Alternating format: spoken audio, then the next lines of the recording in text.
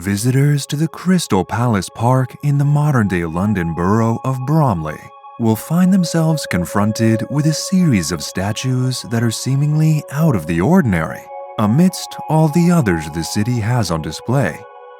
These towering hulks show what appear to be draconic, lizard-like animals crawling across the land in a sluggish manner.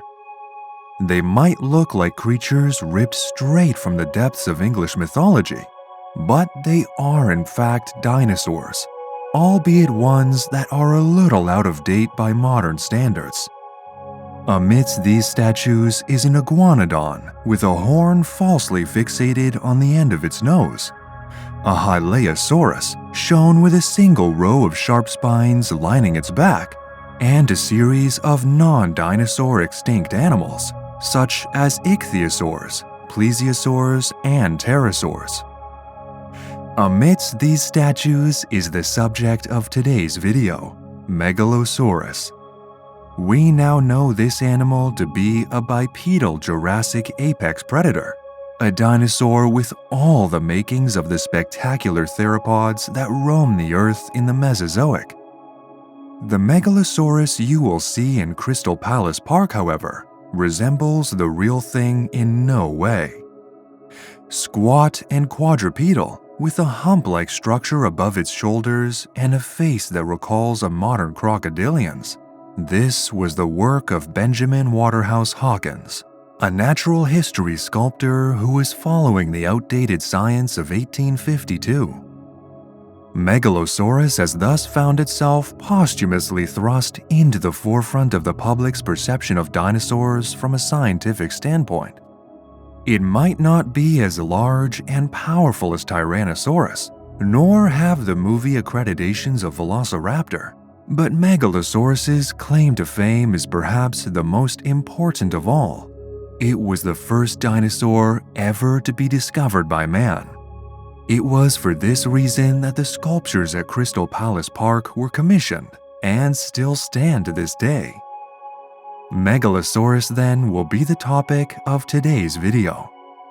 We will first be examining how this dinosaur was officially brought to the attention of the public, how and where it lived in the depths of prehistory, and what the world around it looked like at the time it was alive. Join us as we take a trip back in time to explore one of the most significant discoveries in all of science. It will be something of a twofold trip through time today, as we explore not only the world that the dinosaur lived in, but also the time of the scientists who brought this animal back to life in the first instance.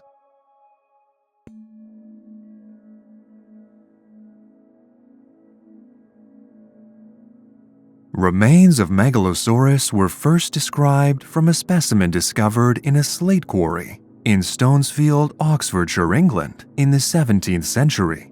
But the dinosaur itself wasn't formally described by science until 1824, the very first time such a thing had happened. The find, a dentary bone, comprising the front half of the lower jaw of the animal, complete with teeth, was first acquired by William Buckland, a reader in geology at Oxford University. Looking at the find, it doesn't take a paleontologist to realize how special this must have been in 1824. The long, curved teeth were indicative of a large and powerful meat-eater, not unlike the dragons of English folklore. Buckland presented the remains to George Cuvier, a comparative anatomist and famed naturalist. Cuvier compared the find to the teeth of modern-day lizards, which may have helped create the early depiction of dinosaurs as slow, tail-dragging beasts that lived in jungles and swamps. At this point, it was not known that Buckland's find represented a dinosaur, a group of animals that would at this point be new to science. In accordance with Cuvier's interpretation, Buckland named the animal Megalosaurus, meaning great lizard in English. The term dinosaur came into circulation in 1842, introduced by Richard Owen, the infamously difficult biologist known for his extensive work in the field. Despite the fact that Megalosaurus was named and described at this point, the dinosaur's remains are thought to have been known to man from around 1699. Welsh naturalist Edward Lloyd found the tooth of an animal embedded in the earth in this year, and it went through a series of interpretations to begin with. Lloyd initially described it as the tooth of a fish, but later switched to believing he had found the shell of a belemnite, a prehistoric cephalopod. Lloyd had passed away long after his discovery was reassessed, where eventually scientists would deem it to be the tooth of a theropod. Given the location and age, it is likely, but not 100% confirmed, that this was the tooth of Megalosaurus. To say that the dinosaur has been known to science for such a long time, a full specimen has still not been unearthed. To this day, we know the dinosaur from fragments of its skull, including the original bone buckling unearthed, as well as elements of the upper jaw. Several bones from both the hind and forelimbs are known, as well as larger elements of the hip and pelvis, but bones from the dinosaur's hands and feet have not been discovered. Vertebral bones are known from the neck, back, and tail, but these are sparse at best. Still, they give us a good indication of what this dinosaur would have looked like in life, following the mistakes made in initial reconstructions. Speaking of these reconstructions, the first one was actually created by Buckland. He deemed the dinosaur to be a semi-aquatic quadruped, at home both on land and in the ancient seas. From his discussions with Cuvier, his reconstructions resembled a lizard closely, but he did note that the legs were held upright and not sprawled out like his reference. He noted that the dinosaur would have measured about 40 feet long and would have weighed about as much as a modern African elephant. The Crystal Palace Park sculptures we mentioned earlier came in 1852, which saw Benjamin Waterhouse Hawkins working under the scrutiny of Richard Owen to create the animals in his scientific image. Owen commissioned the dinosaurs to be significantly more mammalian than Buckland's initial reconstructions, creating the dinosaur with a hump above the shoulders and a long crocodile-like snout. The hump comes from a series of tall dorsal spines acquired by Richard Owen in the 1850s, which today are understood to come from an entirely different dinosaur, Beccles-Spinax. It wasn't until 1859 that scientists started to realize that theropod dinosaurs were in fact bipedal. This was a direct result of the discovery of Compsognathus, a tiny, slender bird-like animal famously featured in the Jurassic Park films. As outdated as the sculptures at Crystal Palace Park are today, they helped to create public awareness of dinosaurs in the first place and are an important part of paleontological history today.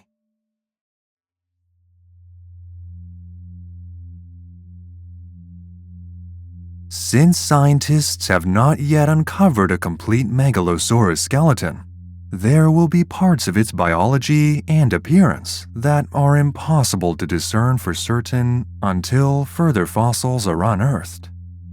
That being said, the skeletal elements we do have cover important parts of the body, and we can still create a reliable depiction of what this animal may have looked like based upon them. Today, the dinosaur is understood to have measured between 7 and 9 meters in length when fully grown, and is thought to have been roughly 3 meters tall. The most recent calculations of weight state that Megalosaurus adults would have weighed around 943 kilograms. Megalosaurus was a bipedal hunter, holding its body in the traditional horizontal form of most large theropods. The tail was long and aided the dinosaur in balancing its body weight, while, like many of its relatives, the arms were short but strong. A key feature of Megalosaurus remains is the presence of ossifications, or hardened segments of bone, pointing to the idea that this was an incredibly tough, muscular dinosaur, heavily built across its body. Unfortunately, the skull of Megalosaurus is not well known enough to create an entirely reliable recreation of its head and face. It is impossible, for example, to determine whether the snout of this dinosaur was curved or angular, but the size of the bones point towards a particularly short snout. The dinosaur boasted large, slicing teeth, and the crowns can measure up to 7 centimeters at their longest. Plates in the jaws support the teeth, strengthening them, and the jaws themselves are very robust and durable. Following the skull, scientists have predicted that, based on existing remains, that Megalosaurus possessed 10 neck vertebrae, 13 dorsal vertebrae, 5 sacral vertebrae, and over 50 vertebrae comprising the tail. The sparse collection of vertebral bones known to science originally led some scientists to speculate that it could have measured as much as 20 meters in length when it was first discovered. When compared with other theropods, however, we can clearly see that this would not have been possible. Scientifically current reconstructions of Megalosaurus in the modern day represent the dinosaur based on existing fossil material, but the lack of material to reference has left some elements up to artistic speculation. The typical modern recreation of the animal shows a dinosaur with a bulky body and long tapering tail. But most noticeable, especially when compared to other theropods, are its robust, stocky legs. This comes as the result of the ossifications and muscle attachment points identified on the remains. The head is typically shown to be large, almost unusually so for a theropod of its size, with short, narrow jaws which are curved at the tips. The arms are short and slender, but still retain elements of the robust nature of the fossils. At their tips are 3 fingers, which are not currently known to science, but end in long, curved claws, likely used for pinning down prey and tearing at its flesh. It is not known if Megalosaurus was covered in a layer of feathers. Related dinosaurs show some evidence of having early filamentous structures along the back and head, but as of yet Megalosaurus does not. Still, based on modern scientific understanding of theropods, the dinosaur is occasionally depicted with a thin layer of fuzz on its back, head, and neck. It took a significant amount of time to get to this point, though. The dinosaur sculptures at Crystal Palace Park represent our earliest interpretations of these bones, which were at the time all but alien to the human race. The initial reconstructions were exaggerated to impress the general public, focusing on grabbing their audience's attention by dipping into the science. It wasn't until around 1900 when Megalosaurus finally found its feet, so to speak. Around this time, years of studying the dinosaur led to scientists finally determining that, like other theropods, it was certainly bipedal, and reconstruction started to step up in the right direction. Like those early depictions of Tyrannosaurus rex you may have seen in old dinosaur books and movies, Megalosaurus started to be depicted as an upright, vaguely kangaroo-shaped animal. Its body was held at a 45-degree angle. It held its head tall. Its arms were held out in front of it with the wrists pronounced, and it dragged its tail along the floor, utilizing it for balance. Many theropod dinosaurs fell into this trap, and it is known today that none of them were accurate around this time. Still, it was a step towards the way we view dinosaurs in the modern age. By the end of the 20th century, thanks to illustrations of other theropods such as Deinonychus by the paleontologist Robert Bacher, Megalosaurus started to come into the public eye as less of a monster and more of an animal. Gone was the dragging tail and upright posture, in favor of the more common representation in the modern age of large theropod dinosaurs holding their bodies horizontally as they walked, with the tail acting as a counterweight to the large head, which was in turn held out in the opposite direction. Still, some of these early reconstructions of dinosaurs were shrink-wrapped, a trap that artists working on the Jurassic World movies in recent years have still fallen into. These depictions of Megalosaurus failed to take into account the layers of fat and muscle that the dinosaur would have carried in life, basically showing them in illustrations as flesh and bone. Now we are entering something of a second dinosaur renaissance, where the aforementioned modern reconstructions are beginning to filter through into the public's consciousness. A quick Google search of Megalosaurus reconstructions made within the past 5 years or so should treat you to an up-to-date rendition of this amazing predator, complete with as much information inferred from both the skeletal remains, studies on paleobiology, and evidence obtained from related dinosaurs as possible.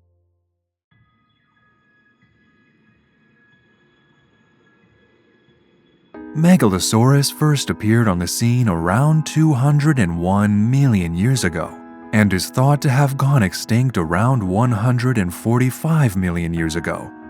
This time encompasses the Jurassic period, the time when dinosaurs first truly managed to take over the world and cement themselves as the dominant large life forms living on the land.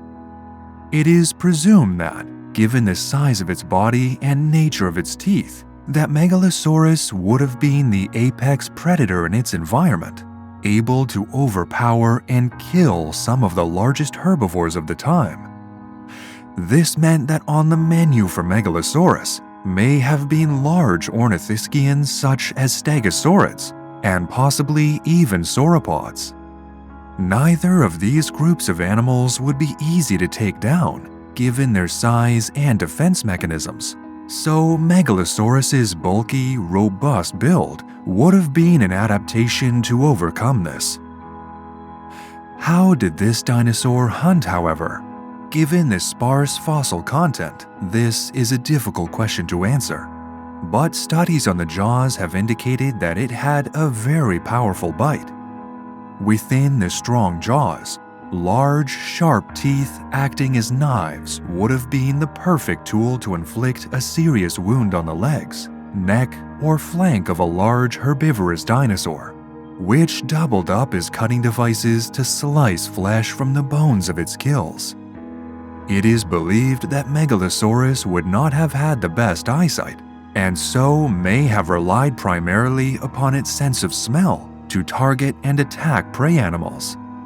When attacking, the sharp claws would have been used to pin down and slash at prey, helping it secure a meal without it escaping from its grip. Megalosaurus remains originating from the bodies of several individuals have been found closely together, and these individuals were of varying stages in life. Some scientists have interpreted this as communal behavior, or possibly even evidence of pack hunting.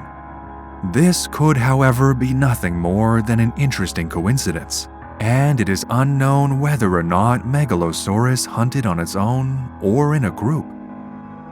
Regardless, it is thought that Megalosaurus would have been the top predator in its ecosystem, with only another Megalosaurus or an unlucky hunting accident posing a threat to it when fully grown.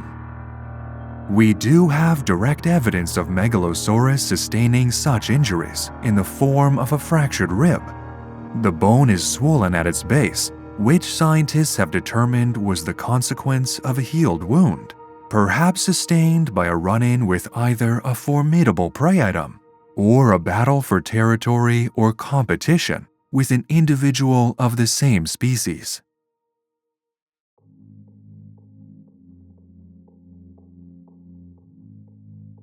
Megalosaurus is known to have inhabited what is now England throughout the course of the Bathonian stage of the Jurassic period. Its preferred habitat is thought to have been wooded regions, dense forests that covered large stretches of Europe in the Jurassic. It is most closely associated with the Chipping Norton Limestone Formation, located in what is now the region of the Cotswolds in the country's southwest reaches. The formation is primarily composed of limestones and mudstones, indicating that forests would have been situated on a large floodplain, with rivers cutting through the woods and wetlands. Cetiosaurus, a large genus of long-necked sauropod dinosaur, would have been the biggest animal present in the area at the time, and it is thought to have been a potential food source for Megalosaurus. Thought to have measured around 16 meters long when fully grown, adults of this genus would have relied upon their superior weight and size to put off attacks from Megalosaurus. But juveniles, the elderly, and the injured would have made for much easier meals for the hungry theropods. Also present in the Gloucestershire region shared by Megalosaurus are the remains of an undetermined stegosaurid, tentatively presumed to belong to Osmosaurus vetustus. This isn't a genus that has been given a formal scientific description, so as it stands it may not be valid. The same can be said for Phylodon, the name prematurely given to the remains of a small ornithischian dinosaur based on a leaf-shaped tooth.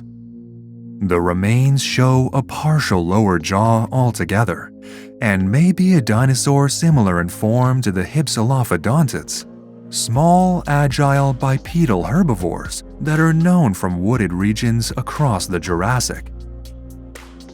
One of the other large theropods to have lived in the same time and place as Megalosaurus was Cruxichirus, but like the other dinosaurs in the formation, it is known from sparse and limited material.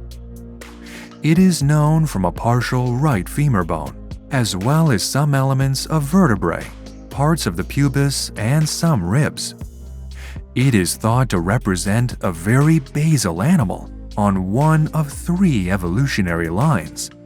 Either it sits on the line that eventually led to birds, the line that led to dinosaurs such as later megalosaurids, or alternatively, it is an extremely basal member of the Titanoray clade.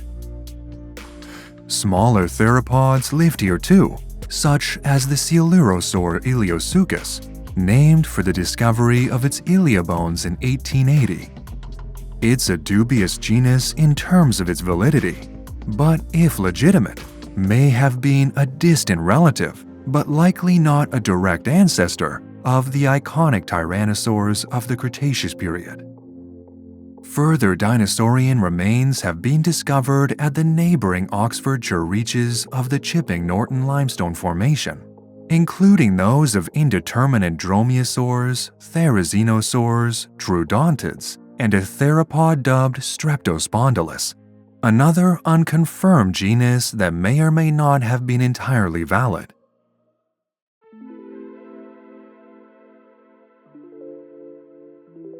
Megalosaurus was, in 1869, placed within a family named after it, Megalosauridae. All of the dinosaurs' closest relatives are grouped together in this family, the earliest of which enters the fossil record in the Middle Jurassic period. It is thought that the megalosaurids represent the first time large theropods had managed to radiate into a number of different species and adaptations, but they were still a primitive basal group of dinosaurs. The family was established by English biologist Thomas Huxley, who acknowledged the fact that many of the dinosaurs associated with this group are dubious and unconfirmed, yet bear many similarities. Some modern paleontologists have questioned the validity of the family altogether, on the basis that there is a lack of evidence for some of its members as valid genera. Others, after analyzing its members, believe that it should exist. As of today, it is deemed valid, but whether or not this will continue into the future is unknown. Megalosaurids are characterized by their large size, bipedal form, often low, long skulls, lack of distinctive eye crests, and nostrils which extend over the premaxillary teeth. The family is split up into two subfamilies. These are Megalosaurinae, which contains all of the dinosaurs more closely related to Megalosaurus than to the polar end of the family Afrovenator, and Afrovenatorinae, which contains dinosaurs closer to Afrovenator. As of the 2016 model of the family, Megalosaurus's closest known relatives are Torvosaurus and Wyhanvenator. The former is a stocky, bulky predator, famous for its long jaws, known to have thrived in two distinct species across North America, Europe, and Africa. The latter is a German genus, known from the Colovian stage of the Jurassic, known for its particularly large size. The only other confirmed and named genus within Megalosauridae is Duriavenador, another English megalosaurid from the Middle Jurassic, but one that lived in the older Boyacian stage. It was also discovered much later than the family's namesake, in 1974. Afrovenatorinae's namesake, Afrovenator, hails from, as the name would suggest, the continent of Africa. Specifically, this dinosaur was discovered in the Teorarin Formation of Niger's Sahara region. It's the only megalosaur that was present on the ancient continent of Gondwana, indicating to the surprise of scientists that these dinosaurs were able to cross over at some point in the Jurassic. Also closely related to Afrovenator are megalosaurids Dubraiolosaurus, Magnosaurus, Pivetosaurus, and Eustreptospondylus. The latter was featured briefly on BBC's iconic science documentary Walking with Dinosaurs, where it was shown being consumed by a greatly oversized Liopleurodon. Perhaps surprisingly, there were once thought to be dozens of individual Megalosaurus species. This has led to it becoming known as a wastebasket taxon, where the remains of many related animals are classified under the same name, with little certainty on some occasions. Up until the early 20th century, many of Megalosaurus's relatives were named under different species within the genus Megalosaurus. This today has changed, and there is but one certainly valid species, Megalosaurus bucklandi, whose specific name honors its scientific discoverer. Now obsolete Megalosaurus species include the likes of Megalosaurus hungaricus, Megalosaurus incognitus, Megalosaurus horridus, and more. This led to much confusion amongst scientists studying the dinosaur further on down the line, but also helped them understand that theropod evolution was in fact much more nuanced than early scientists would have led them to believe.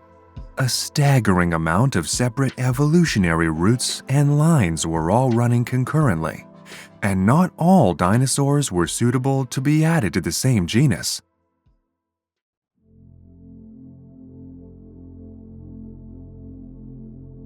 Due to the fact that Megalosaurus was the first dinosaur to be announced and described to the general public, it has garnered a strong amount of attention over the years. Aside from the Crystal Palace Park sculptures, Charles Dickens is known to have referenced the theropod in his 1853 novel Bleak House. His description was loyal to the Crystal Palace Park sculptures, as he envisioned a lumbering lizard-like Megalosaurus walking through London.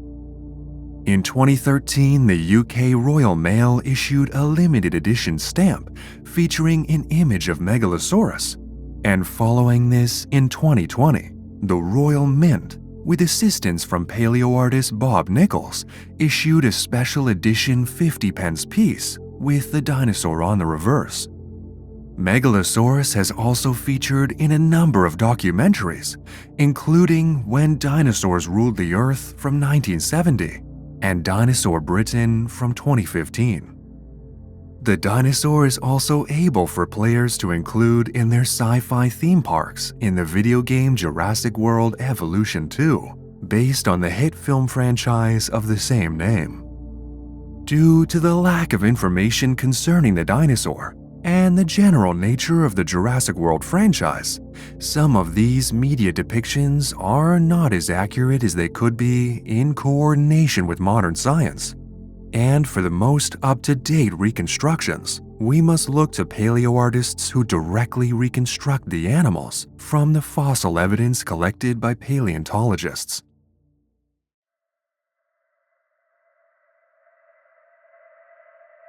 So that's the story of how dinosaurs became known to science, and the tale of the very first one to be named and described to the general public. Dinosaurs have come an immensely long way in the eyes of both science and the public alike since then, and Megalosaurus itself has gone on a huge journey. From its origins as a lumbering quadruped, essentially a reptilian bear, it has evolved into the creature it is now seen to be, a powerful biped with long claws and snapping teeth, perfect for bringing down animals as large as the mighty sauropods it shared the land with. In the future, we can only hope that further elements of Megalosaurus' skeleton are uncovered, so we might learn even more about this magnificent animal of the past. The initial discovery of this amazing carnivore has gone on to inspire countless paleontologists to pick up their tools and discover something themselves, who in turn are presently inspiring a new generation of artists to recreate their finds in the most scientifically accurate form possible. If this dinosaur renaissance continues, who knows what could be learned in the years going forward?